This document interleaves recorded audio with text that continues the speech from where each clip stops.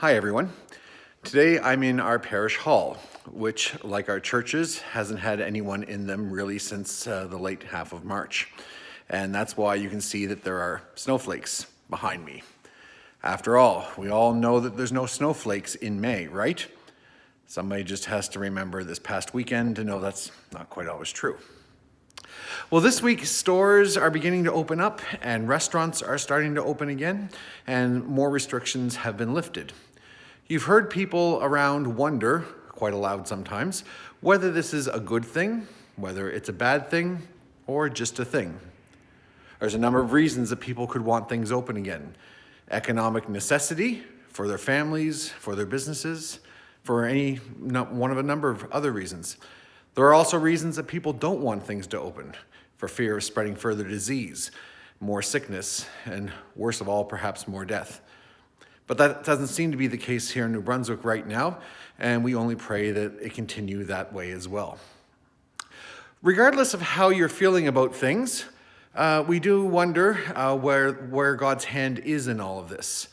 Many people have wondered, again, quite aloud sometimes in social media and other public forums, whether God has sent this virus, whether God is allowing this virus to continue to exist, or whether God has had no hand in it whatsoever. Many people have formulated many ideas, and believe it or not, there's already books by prominent theologians that are scheduled for release over the next month. I guess the book industry has a fast turnaround these days. I've been doing quite a bit of research into this because parishioners in our parish and people around in our communities are wondering these same things, even if they don't actually say God. They wonder if the virus has been sent. They wonder if it's been created. They wonder if it's some kind of a punishment, some kind of a warning, or some kind of a wake-up call. Ultimately, as Christians, we trust God, who is all-powerful and in all places and knows all things, and that in his wisdom, he would know what is best for us. But that doesn't answer the question of whether God actually sent it. The Bible is full, especially in the Old Testament, of references to pestilence and plague and disease of different kinds. Sometimes God is sending it as a punishment for certain things that happened to certain people. Sometimes he allows it to happen to many more people. In the New Testament, that's not quite the case. Disease and plague is only really mentioned in Revelation.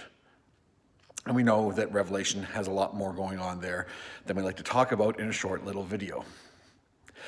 I would offer you this for the moment, that as we consider these things and we think about what ongoing openings mean for us and our society, just remember what God said through Jeremiah to the people that were in exile in Babylon, people who were taken away forcibly from their homes to a foreign land and were worried about what the future held for them, just as some people today worry about what the future holds for us here.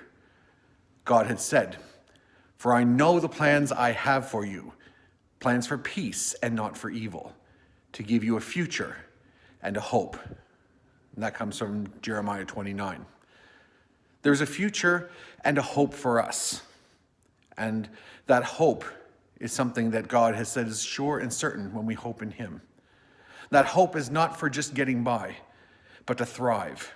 For through God's love, a whole bunch of wonderful things can happen everywhere for everyone.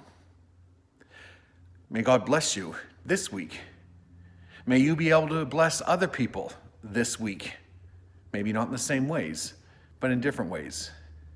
And may that hope we have bear fruit in time to come. See you soon.